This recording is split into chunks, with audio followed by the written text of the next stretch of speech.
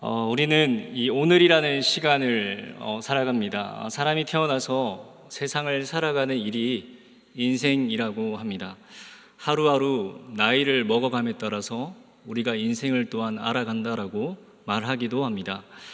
누구나 이 젊은 시절에 청춘이 있었고 또 젊음이 있었습니다. 지금 충현교회가 있기까지 이 충현교회를 위해 자신의 젊음 또 자신의 청춘을 바치신 또 장로님, 권사님, 또 집사님들, 또 수많은 성도님들이 계셨습니다. 또 앞으로 자신의 청춘과 젊음을 바치고 또 성장과 성숙하게 될 또 많은 다음 세대들, 또 영유아 유치부터 우리 청년 산부까지 충현의 다음 세대들이 있을 것입니다. 마치 출애굽의 한 세대가 또 이 세대로 넘어가는 것처럼 한 세대가 가고 또 한 세대가 오는 이 반복의 세월 가운데에 우리는 인생을 살고 있습니다. 어르신 성도님들을 만나게 되면 늘 하시는 이야기가 있습니다. 특별히 제가 만난 어르신들 성도님들은 다 그랬습니다. 인생이 매우 짧다라는 겁니다. 인생이 긴 것 같지만 살아보니 그렇지 않다라는 겁니다. 어르신들은 종종 삶과 죽음에 대해서 태어나는 데는 순서가 있지만 죽는 데는 순서가 없다라고 말씀하십니다. 이 사람의 일이라는 게 결국 어떻게 될지 모른다는 의미이기도 하겠습니다. 그렇게 인생은 마치 계절과 계절 사이를 지나 아름답게 피었던 그런 꽃이 이제는 시들어가는 꽃처럼 우리의 인생 또한 그렇다라는 겁니다. 이 바람이 훌훌 지나게 되면 없어지는 것이 바로 우리의 인생입니다. 성경은 우리의 인생에 대해서 자주 이야기를 합니다. 특별히 모세의 시편을 보게 되면 그렇습니다. 시편 90편 10절 말씀에 우리의 연수가 70이요 강건이면 80이라도 그 연수의 자랑은 수고와 슬픔뿐이요 신속히 가니 우리가 날아가나이다 라고 이렇게 모세는 고백합니다. 모세만 그렇겠습니까? 오늘을 살아가는 우리 또한 그러한 고백을 할 겁니다. 이 유한한 인생 우리는 어떻게 살아가야 되겠습니까? 남녀노소를 넘어서 우리 모두는 하나님을 위해 주어진 인생을 소중하게 살아가야 되는 줄 믿습니다. 그런데 이 말이 쉬운 것 같은데 쉽지 않습니다. 그렇게 하나님을 위해 소중하게 살아간다고 하지만 이 세상의 삶을 돌아보면 왜 그렇게 아픔이 많고 또 그렇게 어려움이 많은지 모르겠습니다. 힘든 일이 겹치게 오고 고난이 찾아오고 이해되지 않는 그런 상황들을 마주할 때 때때로 포기하고 싶은 순간들이 있을 겁니다.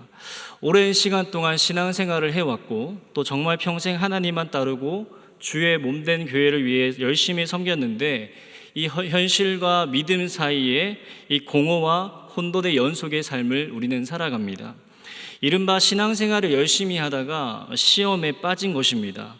적어도 우리는 인생을 살면서 한 번쯤은 이 시험에 빠진 적이 있을 겁니다. 오늘 우리가 살펴본 이 야고보서의 일부분인 말씀이지만 야고보서의 가장 큰 주제는 바로 시험입니다. 그리고 두 마음입니다. 인생에서 만나는 시험, 인생에서 만나는 이 두 마음이라는 겁니다. 이 야고보서는 이 시험과 이 두 마음에 대해 우리는 어떻게 살아가야 하는지에 대해서 답을 알려주고 있습니다.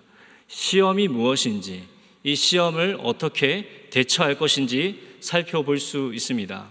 특별히 시험은요, 고난의 형태로 찾아오기도 하지만 유혹의 형태로 찾아온다라는 사실입니다. 더 나아가서 하나님과 우리 사이를 갈라놓는 그 무엇도 그 누구도 시험이 될 수 있다라는 겁니다. 모든 것이 그런 것 같습니다. 어떻게 다루느냐에 따라서 우리에게 득이 되기도 하지만 또한 독이 되기도 합니다. 더 나아가 야고보서에서 이 물질과 하나님을 겸하여 섬길 수 없어야 하는데 이 두 마음에 대한 이야기도 하고 있습니다. 그래서 그런지 우리가 이 야고보서를 쭉 읽다 보면 잠언의 말씀, 이 전도서의 말씀과 매우 비슷한 느낌을 받게 됩니다. 이 신약의 잠언이라는 별명이 이 야고보서에게 붙여져 있는데요. 그 별명이 무색하지 않을 만큼 이 야고보서는 지혜로운 삶에 대한 안내서로 가득 차 있습니다.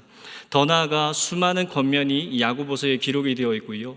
또한 돈과 혀에 대해서도 자세하게 그리고 있습니다.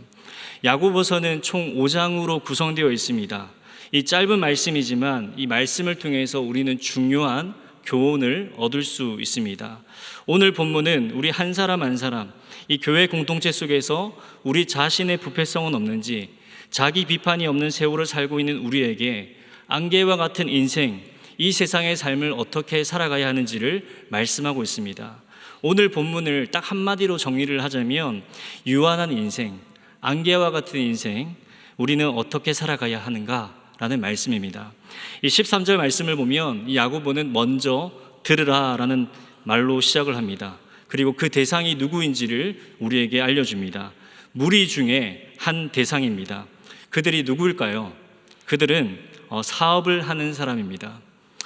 그들이 어떤 사람인지, 그들이 어떤 성향을 가졌는지 우리는 정확히 알 수 없습니다만 13절 말씀을 우리가 보게 되면 그들이 어떤 부분에 탁월한지 유추할 수가 있습니다. 총 4가지로 살펴볼 수 있는데요.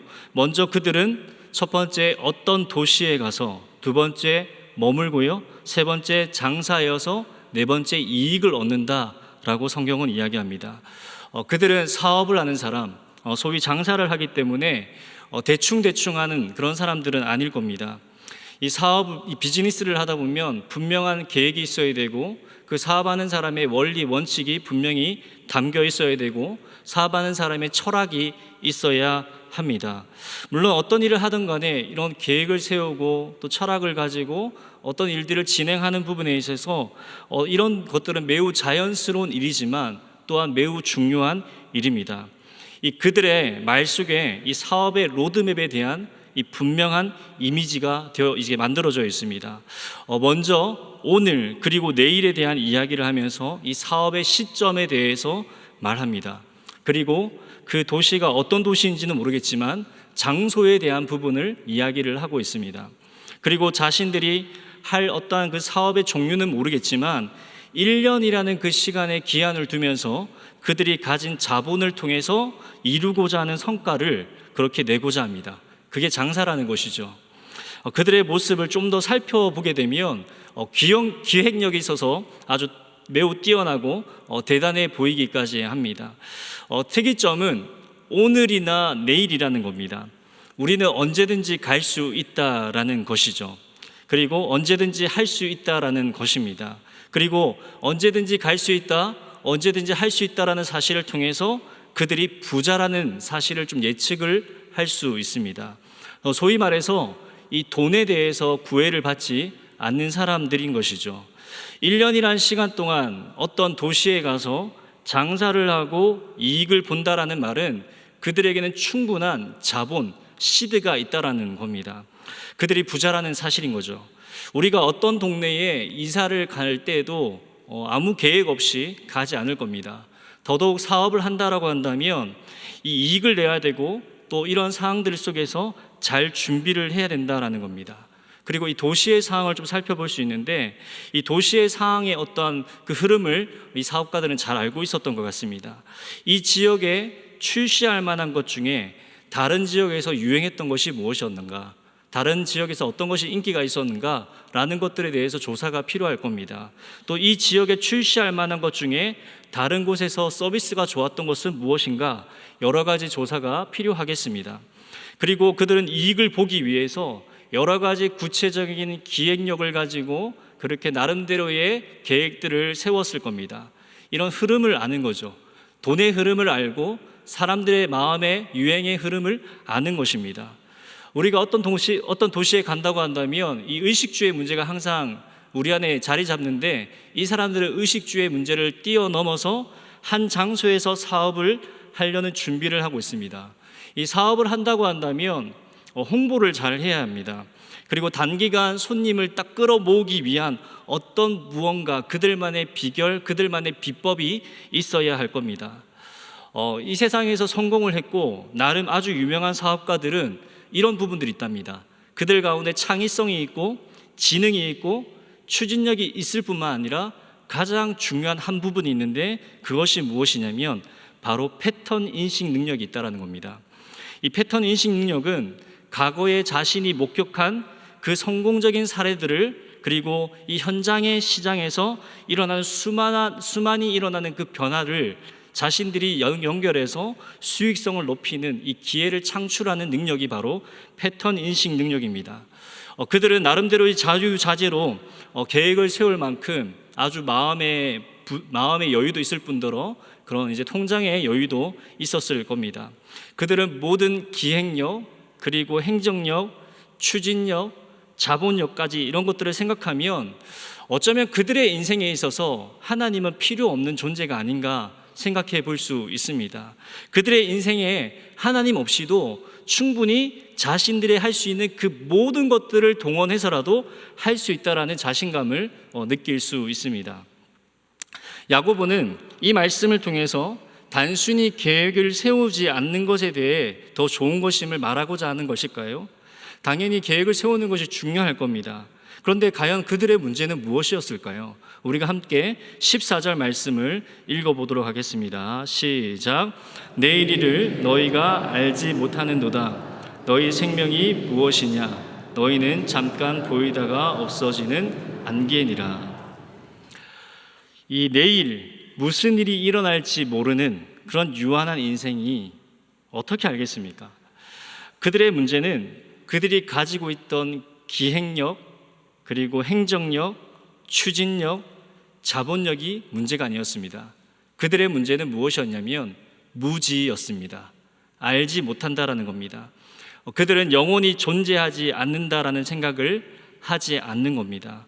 그래서 야고보는 인생이란 장사를 하고 돈을 버는 것이 전부라는 생각, 인간이 미래의 안전과 부를 보장할 수 있다라는 이런 오만한, 이 교만한 생각에 대해서 강력하게 지금 책망하고 있는 것입니다. 이 불확실한 인생일수록 더 계획을 세울 수는 없을 것 같습니다.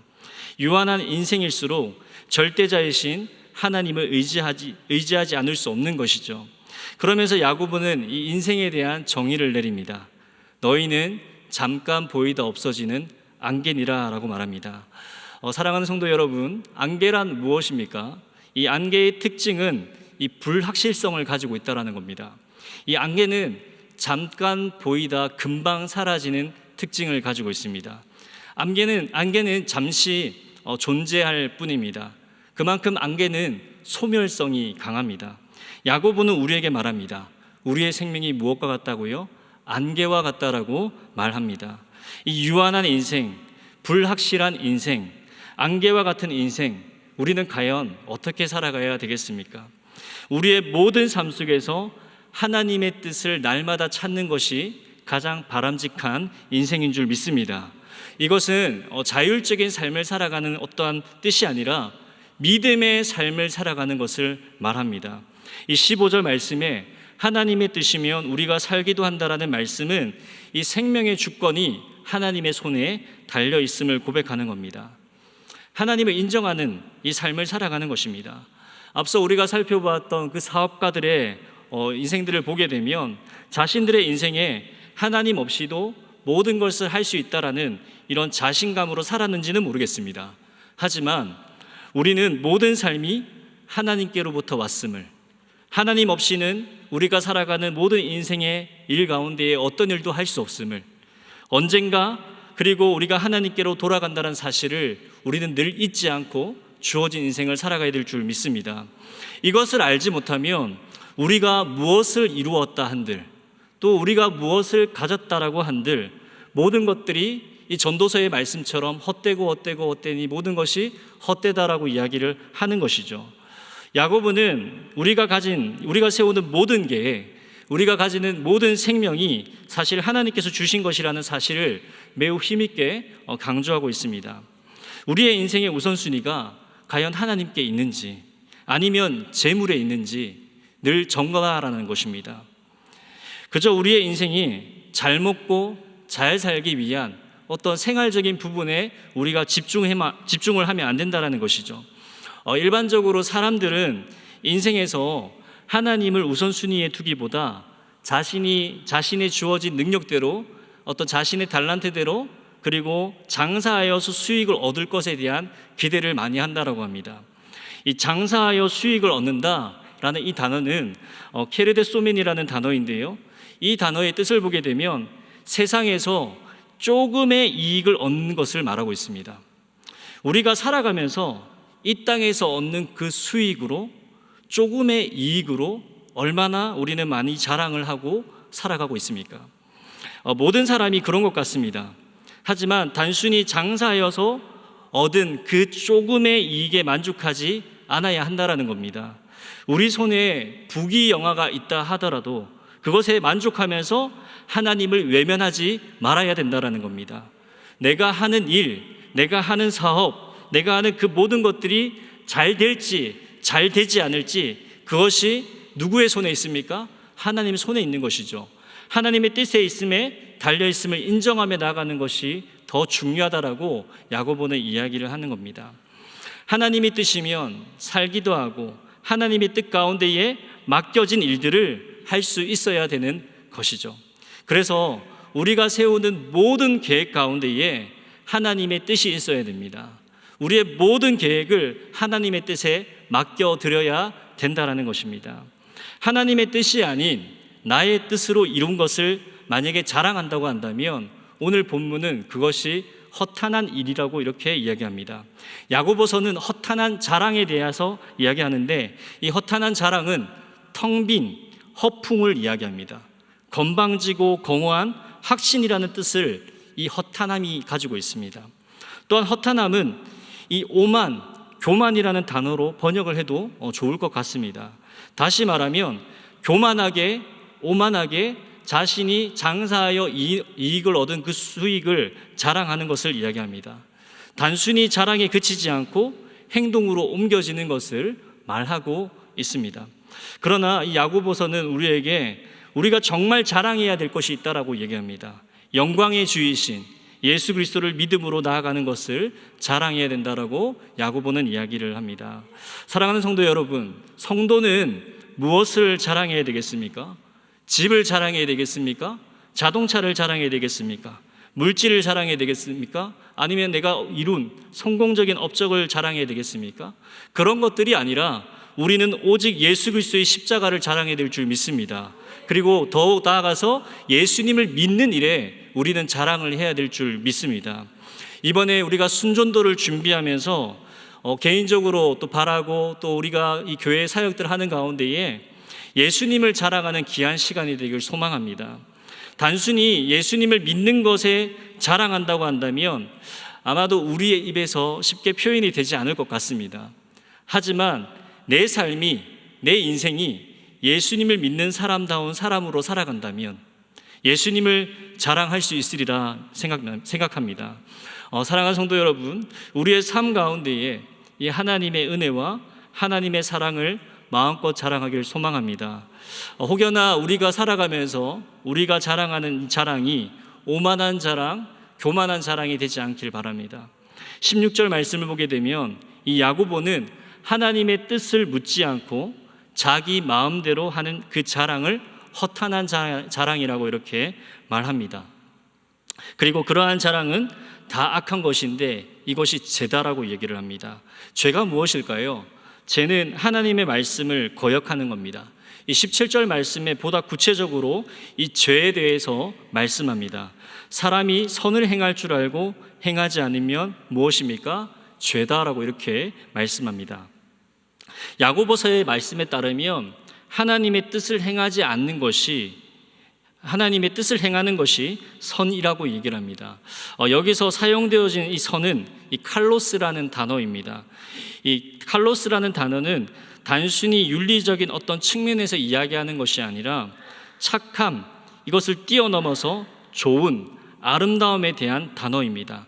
거창하지 않다라는 것을 이야기하는 것이죠. 이 말씀을 좀 이렇게도 좀 정리할 수도 있겠습니다. 하나님의 뜻을 묻지 않고 자신의 마음대로 행하는 것이 죄라면 하나님의 뜻을 행하는 것은 곧 선이 되는 겁니다. 말씀을 정리하겠습니다. 오늘 본문은 우리에게 유한한 인생, 이 안개와 같은 인생을 어떻게 살아가야 되는가 우리에게 말씀하고 있습니다. 중세 시대에 이 시토 수도원에서 서로에 대한 인사말 대신에 이런 말을 했다고 합니다. 메멘토 모리라는 단어를 사용했답니다. 이 메멘토 모리라는 단어의 뜻은 무엇이냐면 죽음을 기억하라라는 뜻입니다. 이 다른 말로 선한 일을 미래에 미루지 말고 우리가 지금 선한 일을 행합시다라는 뜻을 가지고 있습니다. 그 이유는 우리 인간의 힘으로 1분, 1초의 시간을 만들어내지 못할 뿐만 아니라 시간의 주권자가 아니기 때문에 그렇습니다.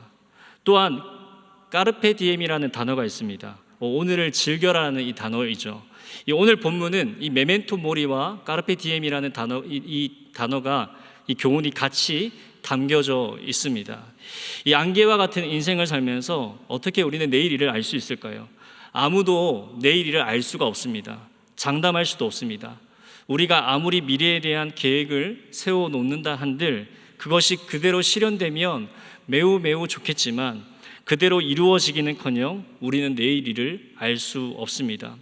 때때로 우리가 가지고 있는 지혜나 우리가 가지고 있는 어떤 이성이나 우리가 가지고 있는 어떤 경험을 통해서 미래를 예측하고자 합니다. 하지만 미래를 정확히 알 수 없는 것이죠. 많은 사람들이 인생이 불안하기 때문에 미래를 좀 더 알고 싶은 것 아니겠습니까? 당장 5분 후에 어떤 일이 일어날지 아무도 모르는 것이 우리의 인생 아니겠습니까? 이 전도서 7장 14절 말씀을 보게 되면 이 형통한 날에는 기뻐하고 공고한 날에는 되돌아보아야 된다라는 말씀이 있습니다. 하나님은 사람이 그의 장래의 일을 능히 헤아려 알지 못하게 하셨기 때문에 우리는 오늘의 이 본문을 말씀을 가지고 우리 스스로에게 좀 적용을 하시면 좋겠습니다. 우리가 지금 해야 할 선한 일은 무엇이겠습니까? 어떤 사람은 이렇게 얘기합니다. 선한 일은 나중에 좀 하겠습니다. 나중으로 미루지 말고 지금 당장 해야 됩니다. 우리는 선한 일을 할 때 성공한 인생이 되고 나서 한꺼번에 큰 선을 행하겠다라고 이렇게 얘기를 합니다. 그것은 헛된 장담일 뿐이죠. 또 비록 작은 선일지라도 지금 행하는 것이 우리 그리스도인으로서 성도로서 마땅한 삶인 것입니다. 어쩌면 우리가 나중에 성공해서 선을 행한다라고 한다면 그것은 아마도 허탄한 자랑에 빠질 가능성이 매우 매우 클 것입니다. 또한 그것이 성공할지 실패할지 아무도 모르기 때문에 그렇습니다. 하지만 또 나중에 하겠다라는 것은 결국 선을 행하지 않는다라는 하나의 부분이기도 합니다. 사랑하는 충현 성도 여러분, 현재에 충실하는 것이 선입니다. 이것이 바로 칼로스의 삶입니다. 특별히 무엇보다 하나님과의 이 깊은 관계를 맺고 우리의 인생 속에 오직 하나님의 뜻을 구하며 살아가는 것이 오늘을 살고 있는 우리 성도가 해야 될 일인 겁니다. 오늘부터 우리가 매일매일 주어진 인생 속에서 할 수 있는 만큼 주어진 환경에서 비록 부족하지만 이웃을 섬기고 주변 사람들에게 따뜻한 식사 한 끼를 대접하고 따뜻하게 말 한마디 해주고 없는 시간으로 주의 몸된 교회를 위해 열심히 섬기는 저와 여러분의 모습이 되길 소망합니다. 야고보는 그것이 선이고 그것이 죄를 피하는 길이라고 이렇게 이야기를 했습니다. 과거에 우리가 사로잡혀서 매몰되지 말고 미래라는 뜬구름 속에 갇혀 있지 말고 오늘 지금 여기에서 우리 주변의 사람들에게 하나님의 사람으로 그리스도의 향기를 마음껏 나타내는 저와 여러분의 삶의 모습이 되시길 주님의 이름으로 축복합니다.